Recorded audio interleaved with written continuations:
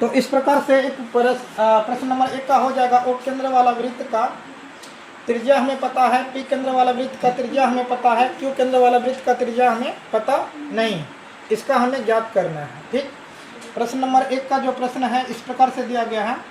तो एक बार पढ़ के बताते हैं इस प्रश्न में क्या दिया गया था। इस प्रश्न में दिया गया है दो वृत्तों की त्रिज्या क्रमशः 19 सेंटीमीटर और 9 सेंटीमीटर है। उस वृत्त की त्रिज्या ज्ञात कीजिए जिसकी परिधि इन दोनों परिधियों के योग के बराबर, जिसका परिधि क्या कह रहा है, जिसका परिधि का मतलब क्या होता है बता दिए थे। परिधि क्या होता है, इसकी लंबाई को हम क्या कहते हैं, परिधि। इसकी लंबाई को क्या कहते हैं, वृत्त का परिधि। इन दोनों वृत्त की परिधियों का योग, तो योग का मतलब क्या होता है, जोड़। इन दोनों वृत्त की परिधियों का योग, इन दोनों वृत्त के परिधियों का योग और इसके बराबर है।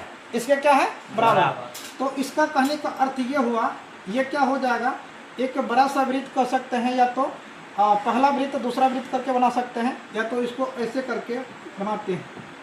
बड़ा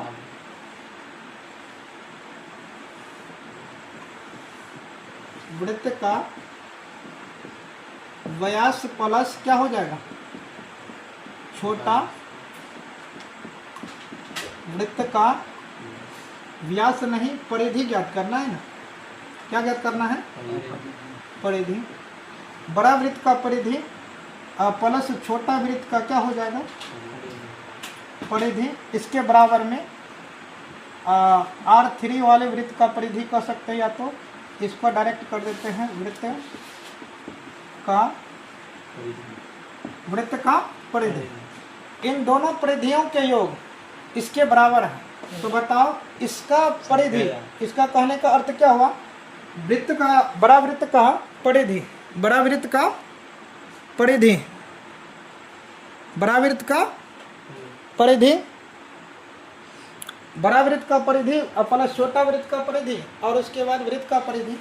और वृत्त का परिधि का फॉर्मूला क्या होता है बताता हूँ, 2 पाई r, छोटा वृत्त का परिधि 2 पाई r, ये सब बता दिए थे। इसका फॉर्मूला क्या होता है, 2 पाई r। अंतर ये हो जाएगा, इसको R1 कह देंगे, इसको R2 कह देंगे, इसको R3 कह देंगे। ध्यान से समझना, R1 R2 R3 अंतर यही है, पहला दूसरा तीसरा यही अंतर है। बाकी बात 2 पाई 2 पाई 2 पाई, तीनों में 2 पाई का कॉमन है। तो 2 पाई का हम क्या करते हैं, कॉमन कर लेते हैं। बचेगा क्या, R1 प्लस क्या बचेगा, R2 इज